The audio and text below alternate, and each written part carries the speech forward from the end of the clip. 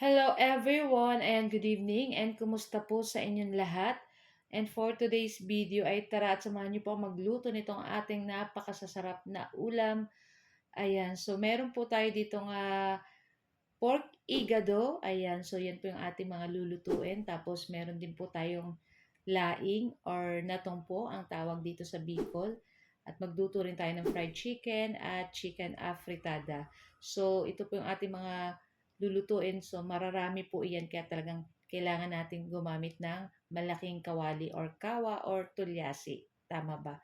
So yun na nga at before that, gusto ko po pala kayong batiin dahil ilang tulog na lang guys ay Pasko na.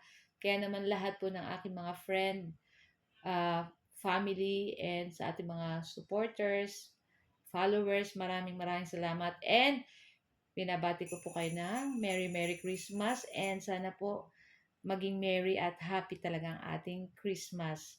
So yan na nga at nagluto nga guys kami dito sa labas nitong ating pork igado. So kung makikita nyo ang gamit natin dyan ay mga kahoy and yung ano ng niyog, yung pinatuyuan ng balat ng niyog. Ayan, so napakadali po magluto. So maganda po yung panahon ngayon, di naman maulan at hindi naman sobrang init kaya tamang-tama.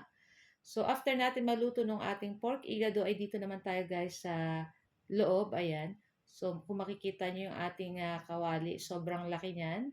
Pwede ka pong umupo dyan, kasyang-kasya ka dito, ayan. So nagpainit lang po tayo nitong ating kawali, tapos naglagay tayo mantika, and then naglagay tayo ng maraming sibuyas at naglagay rin tayo maraming sibuyas. So isang plato yung nilagay natin sibuyas dyan, pero kala nyo konti lang, ang dami po niyan.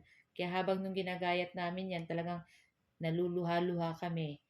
Ayan. Tapos, ayan, pagkatapos, ilagay na natin itong ating chicken. Ayan.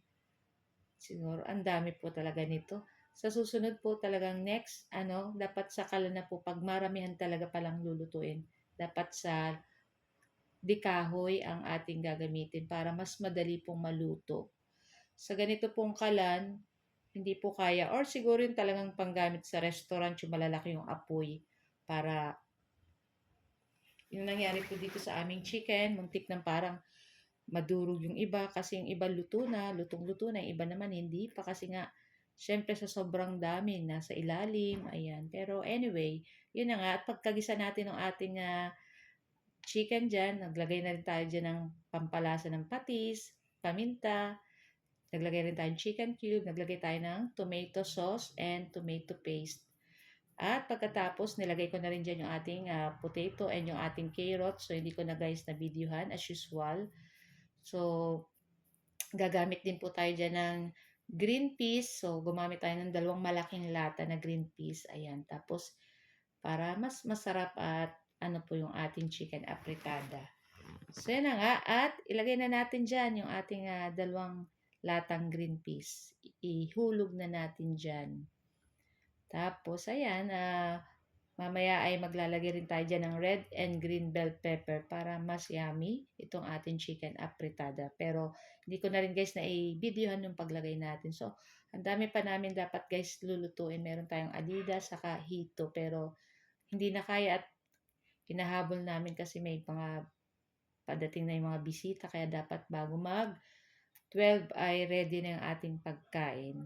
So, yan na nga at yun na nga, saktuhan man guys na bago mag-12, ayan na nga at kainan na. So guys, ito lang po ang aming video today at sana po yung nag-enjoy kayo. Huwag niyo po sana kalimutan mag-like, comment at pa-share po ng ating video. So guys, thank you for watching and see you next video. Ciao! Bye!